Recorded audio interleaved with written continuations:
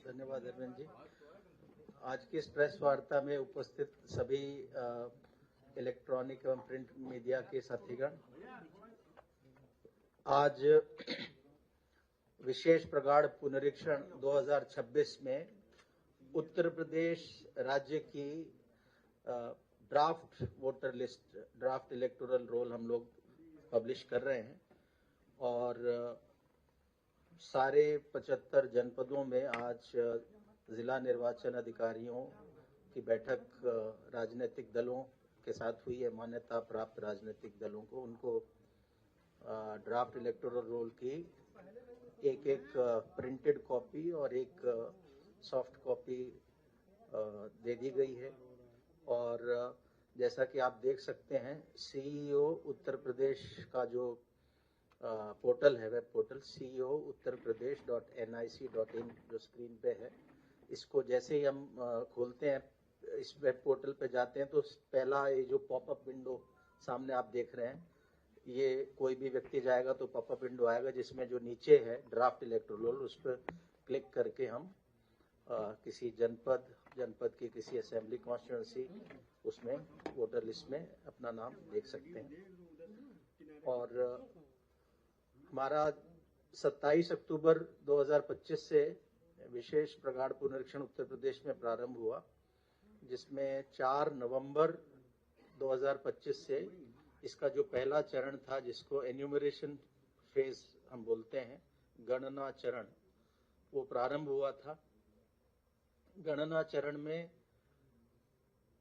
क्या हुआ, सबसे पहले तो 27 अक्टूबर 2025 जिस दिन अनाउंसमेंट हुआ इसका SIR का, उस दिन हमारी उत्तर प्रदेश की जो मतदाता सूची थी existing as on that date, उसको फ्रीज कर दिया गया था।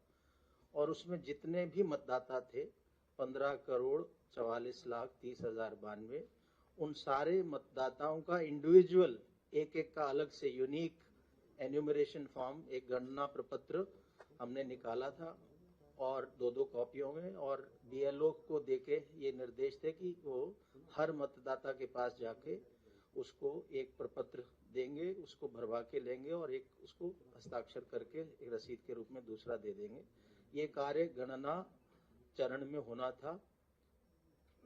शुरुआत में ये हमारा गणना चरण था, इसमें 1 सप्ताह के लिए समय बढ़ाया गया था पूरे देश के लिए, कई राज्यों के लिए। उसके बाद हमारा 11 दिसंबर को गणना चरण समाप्त होना था, लेकिन बड़ी संख्या में उत्तर प्रदेश में मतदाताओं के नाम ड्राफ्ट वोटर लिस्ट से हट रहे थे, लगभग 2,97,00,000 के करीब। इसको देखते हुए, और मैपिंग भी उस समय हमारी काफ़ी तेज़ी से हो रही थी, इसको देखते हुए 15 दिन का अतिरिक्त समय हमने मांगा था भारत निर्वाचन आयोग से उत्तर प्रदेश के लिए, जो मिला। और गणना चरण फिर 11 दिसंबर की बजाय 26 दिसंबर तक हमारा चला। 26 दिसंबर को गणना चरण समाप्त हो गया, इससे संबंधित सारी फील्ड की कार्रवाइयाँ समाप्त हो गई थी और हमारा 31 दिसंबर को वोटर लिस्ट प्रकाशन की तिथि थी। लेकिन साथ ही साथ इस जो हमारा फील्ड में जो वर्क चल रहा था, इसके साथ ही साथ भारत निर्वाचन आयोग के निर्देश थे कि अगले जो भी इलेक्शन होंगे उसमें एक पोलिंग स्टेशन पर, एक मध्य स्थल पर 1200 से अधिक वोटर नहीं रहेंगे। तो हमारे जो इससे पहले का एक स्टैंडर्ड था वो 1500 वोटर्स का था, तो काफ़ी ऐसे मध्य स्थल थे जिनमें 1200 से अधिक वोटर थे। तो उसको हमने रैशनलाइज, एक संभाजन की प्रक्रिया है कि नए पोलिंग स्टेशन बनाएं, जहां अधिक मतदाता है उनको शिफ्ट करके नए पोलिंग स्टेशन पे ले जाएं। इस प्रक्रिया में 15,030 नए मध्य स्थल उत्तर प्रदेश में बने और के अनुमति 23 दिसंबर को हमें प्राप्त हुई भारत निर्वाचन आयोग से। तो उसमें लगभग 7-8 दिन उसमें सर्वर पे ये शिफ्टिंग का काम, नए सेक्शन, नए पोलिंग स्टेशन बनाने का लगता है। इसलिए हमने 6 दिन का अतिरिक्त समय भारत निर्वाचन आयोग से मांगा और इसलिए आज 6 जनवरी को हम लोग इस ड्राफ्ट इलेक्टोरल रोल को हमने पब्लिश किया है। और इसके जो मुख्य निष्कर्ष हैं कि हमारा इसका नेट रिजल्ट ये निकला कि जो 15,44,30,092 मतदाता थे, वो उनमें से जिनके गणना प्रपत्र जो रह रहे हैं उत्तर प्रदेश में, जीवित हैं, या तो स्वयं ने हस्ताक्षर करके दिया या उनके परिवार के किसी वयस्क सदस्य ने हस्ताक्षर करके दिया। वो गणना पत्र जो हमारे पास आए वो थे लगभग 12 करोड़ 55 लाख, एग्जैक्ट है 12 करोड़ 55 लाख 56,025। जो पुरानी जो हमारी 27 अक्टूबर 2025 के मतदाता सूची के जितने मतदाता हैं उनका 81.30 81.30%, यानी इतने हमें लोगों ने वापस साइन करके फॉर्म दिए कि हमारे नाम ड्राफ्ट में होने चाहिए। तो जो बचे जिनके साइन करके नहीं आए वो 18.70% है, और उसका जो ब्रेकअप है किन वजहों से वो फॉर्म्स नहीं आए, वो है कि जो मतदाता जिनके बारे में फील्ड की भ्रमण के बाद बीएलओ को ये सूचना प्राप्त हुई कि इनकी डेथ हो गई, ऐसे मृत मतदाता 46.23 लाख थे, जो 27 अक्टूबर 2025 की मतदाता सूची का 2.99% है। ये आपको हम डिटेल हमारा प्रेस नोट में ये सारी डिटेल्स होंगी, सो इसलिए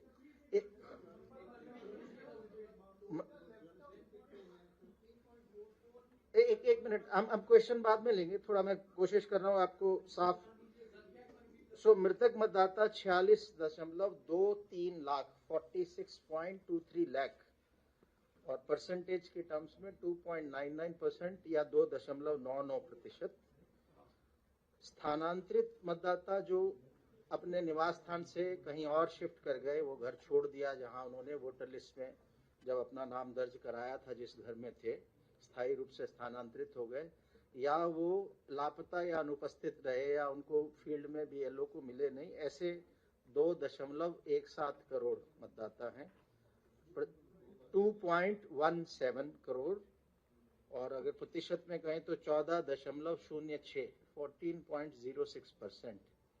और तीसरी श्रेणी है जो मतदाता सूची में एक से अधिक स्थानों पर पंजीकृत पाए गए, ऐसे 25.47 लाख 25.47 लाख वोटर्स थे, जो 1.65% है। सो कुल मिलाकर जो अनकलेक्टेबल था, जिनका नाम ड्राफ्ट वोटर लिस्ट में नहीं आया, वो 2.89 करोड़ या 18.70%, 18.70% है।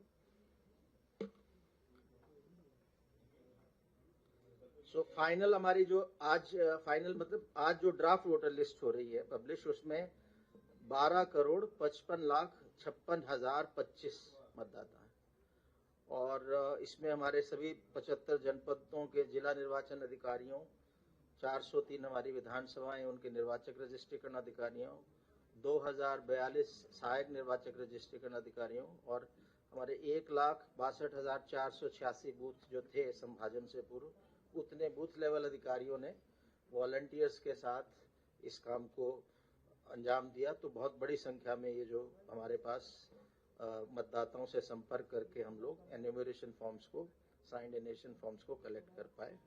और इसमें राजनीतिक दलों द्वारा नियुक्त बूथ लेवल एजेंट्स BLA, इनका भी सहयोग रहा। तो 5,76,611 बूथ लेवल एजेंट्स सभी मान्यता प्राप्त राजनीतिक दलों द्वारा दिए गए, और इनकी भी सहायता हमने ली। अब आज जब हम आलेख्य प्रकाशन कर रहे हैं, ड्राफ्ट इलेक्टोरल रोल पब्लिश कर रहे हैं, तो उसके बाद 1 महीने की अवधि है, जिसको हम दावा एवं आपत्ति अवधि बोलते हैं, क्लेम्स एंड ऑब्जेक्शंस पीरियड। ये 6 जनवरी से, आज से दावा आपत्ति लोग दे सकते हैं, वो 6 फरवरी तक ये दावा आपत्ति का पीरियड रहेगा इस रिवीजन, इंटेंसिव रिवीजन में। और साथ ही साथ 6 जनवरी से नोटिस चरण भी शुरू हो रहा है। तो ऐसे मतदाता जिनका मैपिंग नहीं हुआ था, विगत प्रगाढ़ पुनरीक्षण की इलेक्टोरल रोल से, जो उत्तर प्रदेश में 2003 में हुआ था और भारत के अन्य राज्यों में 2002 से लेकर 2006 तक था, तो उस इलेक्टोरल रोल से जिस भी मतदाता का गणना चरण में एन्यूमरेशन फॉर्म साइन होके मिला, उन्हीं के लिए मैपिंग का शब्द रेलेवेंट है। तो जब हमें फॉर्म मिला, उस फॉर्म में ही 2 कॉलम्स थे। एक में था कि यदि मतदाता का स्वयं का नाम विगत इंटेंसिव रिवीजन में रहा हो इलेक्टोरल रोल में, उत्तर प्रदेश या देश के किसी भी रोल में, तो वो अपना विवरण दे रहा था। अगर उसका नाम स्वयं का नहीं था तो अपने माता पिता या ग्रैंड पेरेंट्स, दादा दादी या नाना नानी में से दे रहा था। उसको हम मैपिंग बोलते हैं। जहां ऐसे करेक्ट इन्फॉर्मेशन मिल गई तो उसको हमने मैप बोला कि इलेक्टोरल मैप हो गया। तो हमारा लगभग 91% से अधिक मैपिंग उत्तर प्रदेश में हुई। सो मैपिंग की जब बात कर रहे हैं तो वो केवल ये जो 12,55,56,025 इन्हीं के कॉन्टेक्स्ट में है, और हमारा 8% के आसपास, 8 से थोड़ा ज़्यादा परसेंट अभी मैप नहीं हुआ। तो ऐसे लोगों को नोटिस जाएंगे जिसको अनमैप्ड कैटेगरी के इलेक्टर बोलते हैं, और 1,04,00,000 के पास, 4 लाख के आसपास ऐसे वोटर हैं जिनको नोटिस जाएगा। तो 6 जनवरी से अब हमारा नोटिस चरण भी प्रारंभ हो गया है और दावे आपत्तियों का निस्तारण भी करेंगे। ये 27 फरवरी तक चलेगा। तो जहां तक मतदाता का प्रश्न है, उसे 6 फरवरी का दिन याद रखना चाहिए, ताकि दावा आपत्ति जो उसको करना है वो 6 फरवरी से पूर्व ही कर देनी। और 6 मार्च 2026 को हमारा अंतिम मतदाता सूची, इस पूरे SIR की विशेष प्रगाढ़ पुनरीक्षण की अंतिम मतदाता सूची, फाइनल इलेक्टोरल रोल 6 मार्च 2026 को हम पब्लिश करेंगे। तो इसमें जैसे ही आज जैसे पब्लिश हुआ, तो पहला कार्य हमने अभी राजनीतिक दलों के साथ भी जिले में बैठक की, राज्य स्तर पर भी आज कर रहे हैं। तो यही कह रहे हैं कि सबसे पहला काम हर वोटर का ये है कि इस पे क्लिक करके, और जब आप क्लिक करते हैं और अपना एपिक नंबर डालते हैं तो आपको बता देता है कि आपका नाम किस विधानसभा के किस बूथ संख्या के किस सीरियल नंबर पर है। तो सारे मतदाता उत्तर प्रदेश के इसको अवश्य चेक कर लें, ड्राफ्ट इलेक्टोरल रोल को, और यदि उनका नाम है तो फिर उनको फॉर्म 6 नहीं भरना, और यदि ड्राफ्ट इलेक्टोरल रोल में नाम नहीं है तो उन्हें फॉर्म 6 भरना है। और जैसा कि हम देख सकते हैं कि CO उत्तर प्रदेश के वेबसाइट पे जैसे ही हम क्लिक करते हैं, जो पहला पॉपअप विंडो आता है उसमें फॉर्म 6 अवेलेबल है, इंग्लिश में भी हिंदी में भी, और कुछ उसमें करेक्शन कराना है, फोटो सही नहीं है, नाम सही नहीं है, आयु सही नहीं है, पिता का नाम सही नहीं है, इसको करेक्शन कराना है तो फॉर्म 8 भरते हैं हम लोग। एक और भी चीज़ के लिए फॉर्म 8 महत्वपूर्ण कार्य के लिए भरा जाता है, वो है शिफ्टिंग के लिए। ऐसा भी इस दौरान हुआ है कि कुछ लोगों ने शिफ्ट कर गए, लेकिन उन्होंने BLO को संपर्क करके अपना इन्यूमरेशन फॉर्म भर दिया, इस आशा के साथ कि हम यहाँ से अब नए घर में अपना शिफ्ट करा लेंगे। तो उसके लिए फॉर्म 8 अवेलेबल है, उसको भर सकते हैं। और साथ में महत्वपूर्ण है कि फॉर्म 6 के साथ घोषणा पत्र भी है, जो भी हिंदी अंग्रेजी में दोनों अवेलेबल है, डाउनलोड करके उसे भर दें। और इसके साथ ये तो हमारा नेट पे है, डेस्कटॉप पे कर सकते हैं। ECI नेट करके मोबाइल एप्लीकेशन है जो एंड्रॉयड और एप्पल दोनों प्लेटफॉर्म्स पे अवेलेबल है। उससे फोन से भी मतदाता इन फॉर्म्स को ले सकता है, ड्राफ्ट वोटर लिस्ट में अपना नाम देख सकता है। तो सबसे महत्वपूर्ण पहला कदम आज ड्राफ्ट पब्लिकेशन के बाद ये हर वोटर के लिए है, हर 18 साल से ऊपर के उत्तर प्रदेश में रहने वाले व्यक्ति के लिए, कि अपना नाम चेक कर ले, और अगर नाम नहीं है तो फॉर्म 6 भर दे। नाम है, कोई गलती है, कोई करेक्शन कराना है तो फॉर्म 8 भर दे। नाम है लेकिन पोलिंग स्टेशन पुराने घर का दिख रहा है, उन्होंने फॉर्म भर दिया, अब कहीं और आ गए हैं तो फॉर्म 8 भर के शिफ्टिंग करा लें। ये बहुत ही महत्वपूर्ण है और इसके लिए 1 महीने का समय है। तो इसमें हम सभी राजनीतिक दलों से भी सहयोग की अपेक्षा कर रहे हैं कि उनके जगह जगह कार्यकर्ता हैं कि इस मुहिम में 1 माह में हम चाहते हैं कि अधिक से अधिक लोग या जो भी एलिजिबल हैं वो अपना नाम उत्तर प्रदेश की मतदाता सूची में लेके आ जाएं। जैसा मैंने बताया कि दावा मतलब फॉर्म 6 नए मतदाताओं के लिए आवेदन होता है, और फॉर्म 8 4 वजहों से भरा जा सकता है, जिसमें प्रविष्टियों में सुधार, करेक्शन ऑफ एंट्रीज, दूसरा है निवास स्थान परिवर्तन, शिफ्टिंग के लिए, तीसरा है एपिक प्रतिस्थापन, एपिक रिप्लेसमेंट, अगर किसी का एपिक गुम जाता है तो उसमें भी फॉर्म 8 भर के इसको वापस हम एपिक अपना प्राप्त कर सकते हैं। और चौथा है PWD चिन्हांकन, पर्सन्स विद डिसेबिलिटीज का मार्किंग के लिए। इसका लाभ होता है जब इलेक्शन डे में कोई हेल्प चाहिए पर्सन विद डिसेबिलिटी को, तो उन्हीं लोगों को हमें पहले से इस डेटाबेस से पता लगता है, तो उनको हम लोग विशेष सुविधा उसमें दे सकते हैं।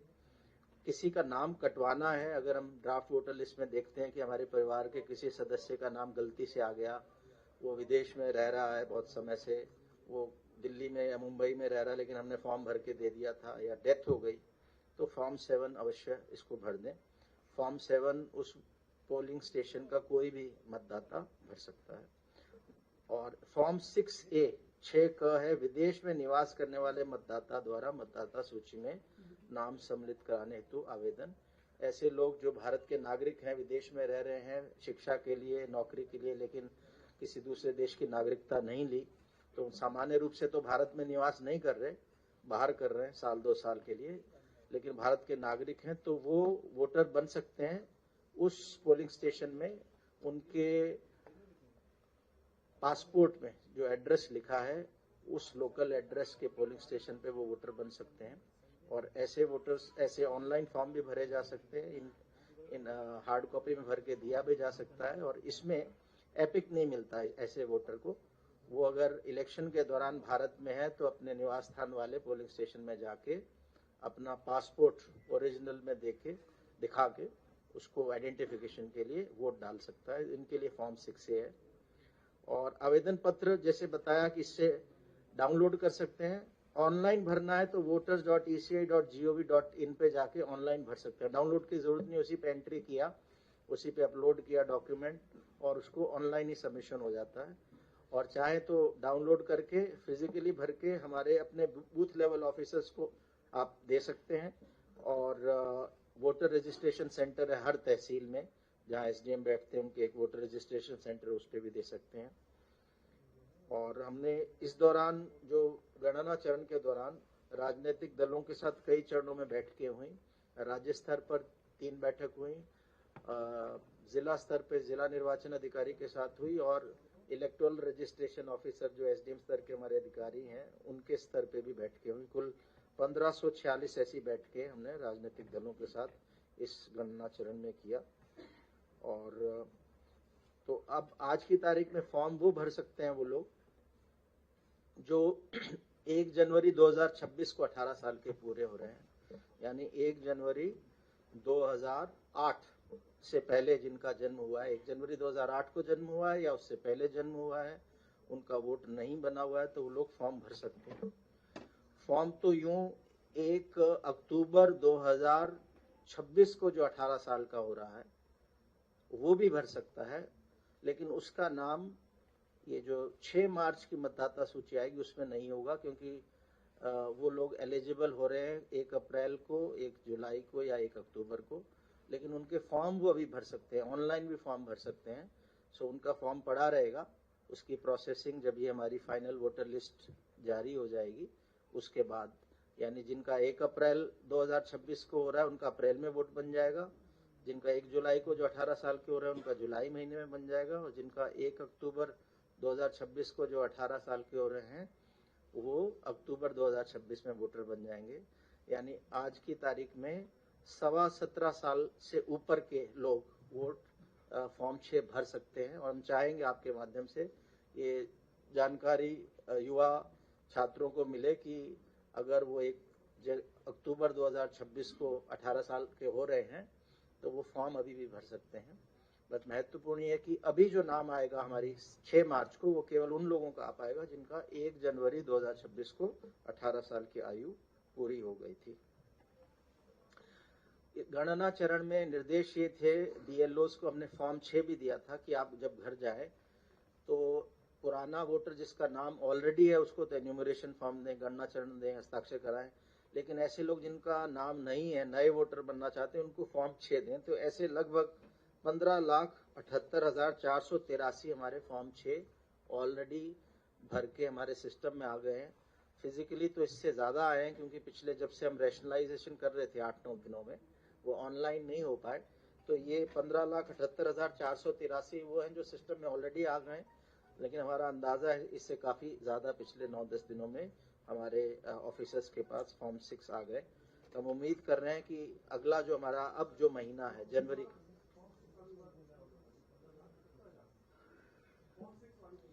15,78,483 483 15,78,483 तो ऑलरेडी हमारे सिस्टम में आ चुके हैं। तो इनका सिर्फ हम फॉर्म भर पाए थे गणना चरण में, इनका नाम अब जुड़ेंगे। इनमें से जो लोग पात्र होंगे जिन्होंने घोषणा, इनमें से वो लोग भी हैं जिन्होंने घोषणा पत्र नहीं भरा, यानी 27 अक्टूबर 25 से पहले भरा था, तो BLOs के माध्यम से उन वोटर्स को बताया जाएगा कि आप इस घोषणा पत्र को भी भर दें और एक दस्तावेजों की सूची है उसमें से कोई एक दस्तावेज दे दें। 11 दिसंबर को जब हमारा पहला समय हमें मिला था भारत निर्वाचन आयोग से और समय अवधि खत्म हो रही थी गणना चरण की, उस समय तक हमारा काम लगभग पूरा हो गया था। लेकिन जैसा मैंने बताया कि बड़ी संख्या में 2,97,00,000 के आसपास ऐसे नाम निकल के आ रहे थे, तो हमने 15 दिन का अतिरिक्त समय मांगा कि हम प्रयास करेंगे कि जो हमारे राजनीतिक दलों के बूथ लेवल एजेंट्स हैं इनके माध्यम से वरिष्ठ अधिकारियों को लगा के कि कोई BLO की गलती से मिस ना हो गए हो नाम।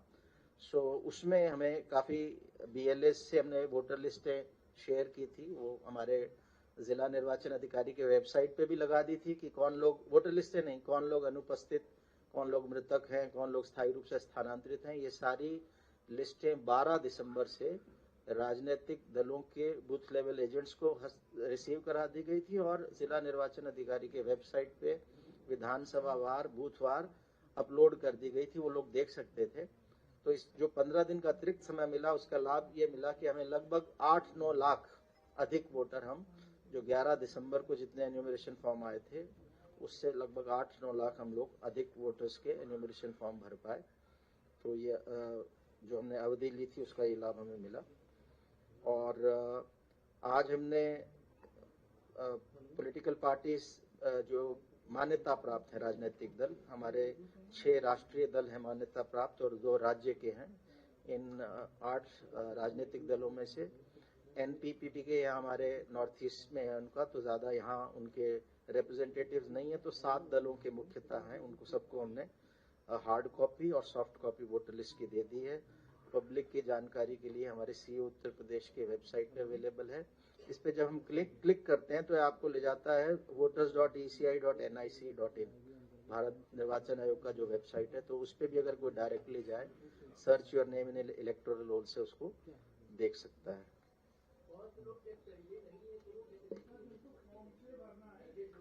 एक सेकंड बस मैं अपना कंप्लीट कर दूं, फिर I will take your questions. और अब जिनका नाम ड्राफ्ट इलेक्टोरल रोल में आ गया, जिनका नाम सालेख्य मतदाता सूची में आ गया है, उनका नाम अगर कटना है तो बिना उनको नोटिस दिए हुए और बिना AERO या ERO के लिखित स्पीकिंग ऑर्डर के बिना उनका नाम कटेगा नहीं। और कुछ लोगों को नोटिस जाएगा, अगर किसी ने फॉर्म 7 भरा है किसी व्यक्ति का नाम कटवाने के लिए तो भी नोटिस जाएगा, या जिनकी मैपिंग इस गणना चरण में नहीं हुई उनको नोटिस जाएगा। सो प्रयास ये है कि हम लोग, कोई भी पात्र मतदाता है वो इससे छूटे नहीं। हमारे फाइनल इलेक्टोरल रोल जो SIR का आ रहा है, तो इसके लिए हम एक्सपेक्ट कर रहे हैं कि बड़ी संख्या में हमारे पास फॉर्म 6 राजनीतिक दलों के सहयोग से और आपके माध्यम से जो अवेयरनेस हम कर रहे हैं उसके माध्यम से जनता तक बात पहुंचेगी और अपना नाम लोग चेक करके फॉर्म 6 भरेंगे। इसके साथ ही साथ बस मैं भी अब क्वेश्चन ले रहा हूँ। एक चीज और आपको बता दूं, आज ही हमारे यहाँ जो 2 हाउस हैं स्टेट लेजिस्लेचर के, तो लेजिस्लेटिव काउंसिल में हमारे एक है खंड स्नातक क्षेत्र और एक है खंड शिक्षक क्षेत्र। इसमें खंड स्नातक के 5 और खंड शिक्षक के 6 निर्वाचक क्षेत्रों का आज voter list, final voter list हमने पब्लिश की है। तो इसमें हमारे ये भी आज ही जारी हुई है। लखनऊ खंड स्नातक में 2,11,756 मतदाता हैं। वाराणसी खंड स्नातक में 2,69,372 हैं। इसी प्रकार हमारे बाकी जो क्षेत्र है, इसका हमने अलग से प्रेस विज्ञप्ति निकाला जिसमें इनकी डिटेल है, तो इसको हम लोग देख सकते हैं। एक सेकंड ये मेरे ख्याल एक करके अगर कर ले तो फ्री लो। एक तरफ से एक क्वेश्चन है, आप जिनको कहेंगे वो पूछ लेंगे। आप करोगे तो ऐसे शोर हो जाएगा। आप ऐसे बोलोगे ना भाई आप लें तब होगा, नहीं तो क्या है फिर फ्री फॉर ऑल है।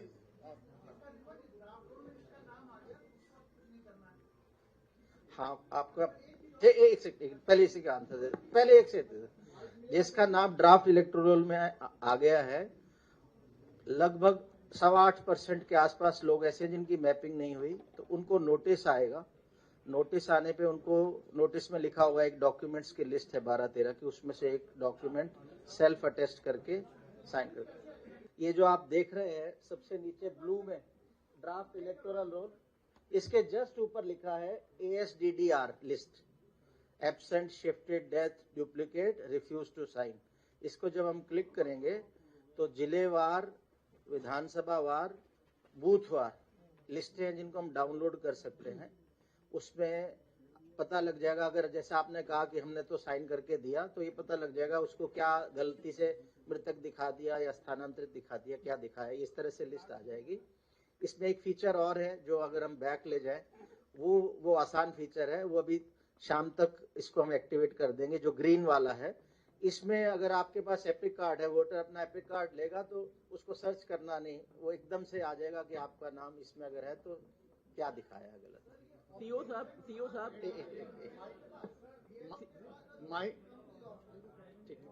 ठीक है, अपना अच्छा प्रश्न है कि ऑब्जेक्शन कहाँ करें या क्लेम कहाँ करें।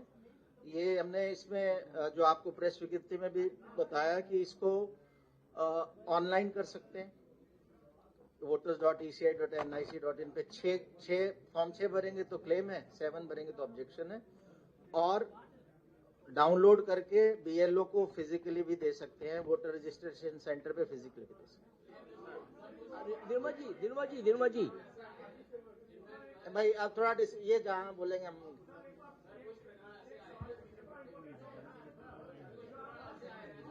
मैं बैठूंगा थोड़ी देर, बैठ 1 मिनट।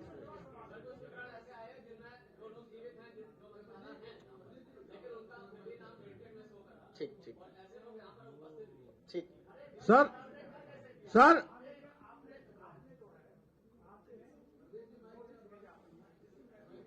हाँ, अरे पूछे तो यार क्या बात है। सर मेरा सवाल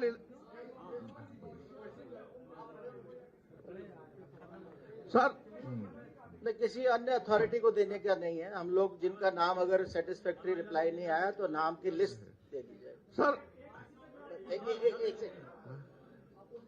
सर मेरा सवाल ये है, दो पॉइंट है मेरे। इस वक्त जो आपने अभी वोटर लिस्ट डिक्लेयर की है, वो फाइनल ड्राफ्ट तो 1 महीने बाद आएगा या मार्च में आएगा। इसमें ईपी रेशियो और जेंडर रेशियो क्या है? ठीक है, अभी हमने वो आंकड़े रखे नहीं है और रख देंगे बाद में, लेकिन 1 महीने बाद नहीं, 2 महीने, 6 मार्च को हमारी फाइनल वोटर लिस्ट है, 2 महीने बाद। हेलो, अच्छा एक सवाल सर, नवदीप सर, अच्छा लेने दो ले रहा हूं।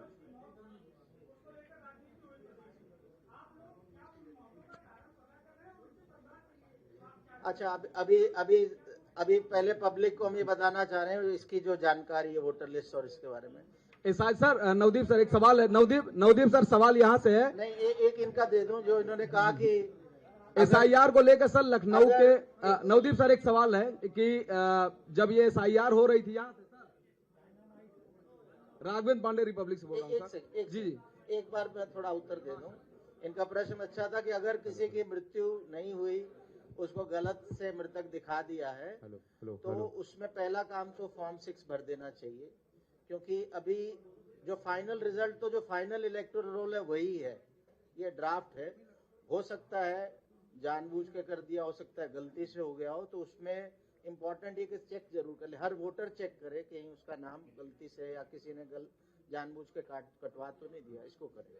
SIR को लेकर के सर और उसमें जहां ऐसी गलती होगी उसकी जांच कराई जाएगी, और उसमें अगर ये आएगा कि जानबूझ के गलत मंशा से काटा है तो कार्रवाई होगी। SIR को लेकर सर लखनऊ के आउटर में कई गांवों में सर मैं गया था और भी कई जिलों में गया था सर वहां पर यह देखा गया कि जो SIR BLO ने जो लिस्ट सबमिट की है या ऑनलाइन जो उसको भरा है, उसमें फोटोग्राफ लेटेस्ट कलर अब कंपलसरी तो नहीं था, लेकिन आपने एक मंशा जताई थी कि लोग अपनी नवीनतम फोटो दें, लेकिन ऐसा पाया गया कि शायद 50% से ज्यादा बिना फोटो लगाए फॉर्म जमा हुए हैं। ऐसे में अगर मतदाता जब वोटिंग के लिए जाएगा तो आप उम्मीदवार को यानी कि मतदाता को कैसे पहचानेंगे अगर वोटर ID कार्ड से पहचानना हो? बिना फोटो के फॉर्म जमा हुए हैं। तो ये सर मतलब देखा जाए डिजिटल उपकरण होते हुए भी ये लापरवाही क्यों हुई, इसको अनिवार्य क्यों नहीं किया गया, और सभी कलर फोटो के साथ मतदाता आई कार्ड क्यों नहीं बनाया गया? इस पे एक सवाल है सर।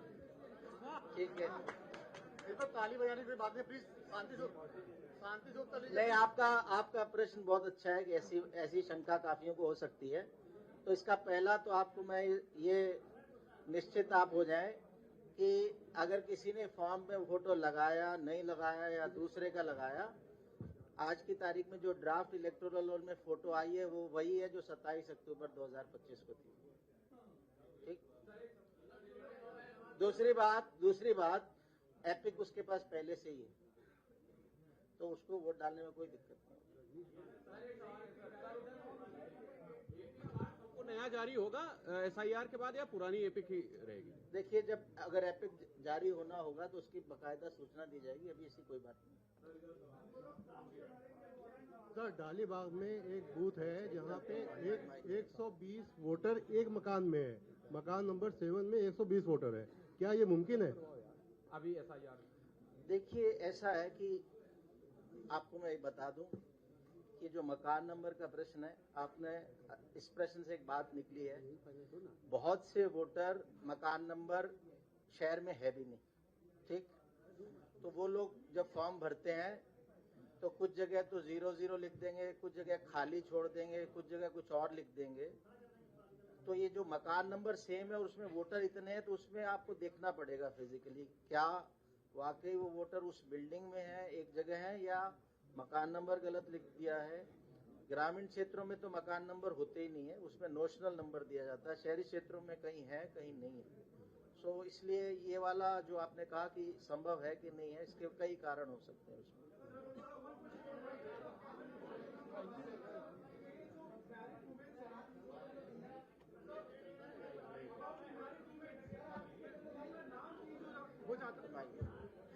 जो मैरिड वुमेन जिनका नाम चेंज हो जाता है, एड्रेस चेंज हो जाता है, ऐसी महिलाएं के लिए जो आपने 12 डॉक्यूमेंट्स आपने बताए हैं देना है, अगर उनका रेसिडेंस चेंज हो जाता है, नाम चेंज हो जाता है, यानी उनकी जो मेडिकल सर्टिफिकेट है उसमें नाम अगर वर्मा था वो शर्मा हो जाती है, पहले वो बाराबंकी में थी अब लखनऊ में जाती है, तो ऐसे महिलाओं के लिए वो 12 डॉक्यूमेंट में से कौन से डॉक्यूमेंट है जो उनके लिए अप्रोप्रिएट होगा एज अ ड्राफ्ट रोल में अपने आप को साबित करना, मैप करने के लिए? नहीं, पहला तो एक तो ये कर सकते हैं कि अगर किसी का नाम अपने पिता वाले घर में है पहले से, तो उसको आप शिफ्टिंग करा के, जो आपका नया एड्रेस है हस्बैंड का, शिफ्टिंग करा के उसको ले आए। उसमें बाद में आपको करेक्शन के लिए एक बार फॉर्म 8 और भरना पड़ेगा। और दूसरा ऑप्शन ये है कि पुरानी जगह फॉर्म 7 भर के नाम कटवाएं और नई जगह फॉर्म 6 भर के नाम दे, बट प्रेफरेबल ये है कि शिफ्ट करें पहले, उसके बाद करेक्शन का फॉर्म दोबारा भरें। एक वो माइक लेके दे दीजिए ताकि जिसको आपका कंट्रोल माइक के थ्रू होगा, जिसको माइक। हेलो, प्लीज आपसे निवेदन ये है कि ना रणदीप जी, जिनके में क्रम से बात होगी, कृपया आप जितना क्लियरिटी से सुन पाएंगे उतना क्लियर आप कन्वे कर पाएंगे, तो निवेदन है कि क्रमशः आप अपनी बात रखें। जिनके वोटर ID कार्ड में डिलीटेड लिख के आ गया है, वो लखनऊ के लोकल हैं, उनका कहीं बना भी नहीं है, वो बांग्लादेशी भी नहीं है, उन्होंने पिछली बार वोट भी डाला था, अब वो मारे फिरे क्योंकि जबरदस्ती उनके में डिलीटेड लिख दिया गया है। उनके माँ का है, बाप का है, पत्नी का है, और BLO सर कह रहे हैं मैं नहीं जानता। एक मिनट, थोड़ा सा मतलब शांति से करें हम लोग की वोटर ID कार्ड में कभी डिलीटेड लिखा नहीं आता। नहीं, उसके पास जो है, तो अगर डिलीटेड अब वो डाउनलोड कर रहे हैं तो उनका नाम, इसका मतलब डिलीटेड में है, तो सबसे पहला काम तो जैसे मैंने कहा कि ASDDR लिस्ट में चेक कर लें कि उनको क्या कह के निकाल दिया गया है। अगर 27 अक्टूबर 2025 को उनका नाम था, अब अगर डिलीटेड आ रहा है तो इसमें देख लें क्या है, और फिर तरीका पहला तो फॉर्म 6 भरना ही चाहिए। और फिर उसकी शिकायत लगा देंगे तो हम लोग जांच करेंगे कि ये जानबूझ के किया, प्लान्ड वे में किया या कोई लिपिकीय त्रुटि हुई या मानवीय त्रुटि हुई, तो इसमें एक्शन लिया जाएगा ऐसे केसेस। ये बताइए, मैं माइक सुना नहीं है।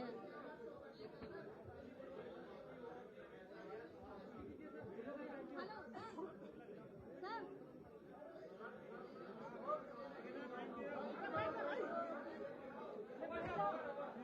सर एक मेरा सवाल है सर।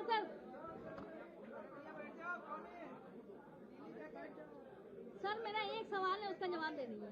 सर आपके बीएलओ जो हैं वो दूसरे डिपार्टमेंट से आए हुए हैं, वो कहीं भी मुकम्मल किसी के घर में जा नहीं रहे हैं, ठीक, किसी एक जगह बैठ जाते हैं बूथ पे, और वो कहते हैं हम दूसरे डिपार्टमेंट से आए हैं, हमारे ऊपर जबरदस्ती ये काम डाल दिया गया है।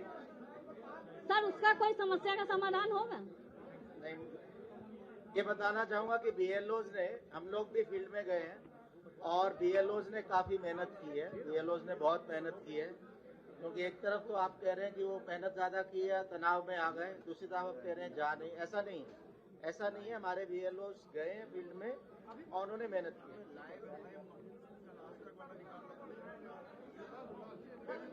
बहुत बहुत धन्यवाद आप सबका।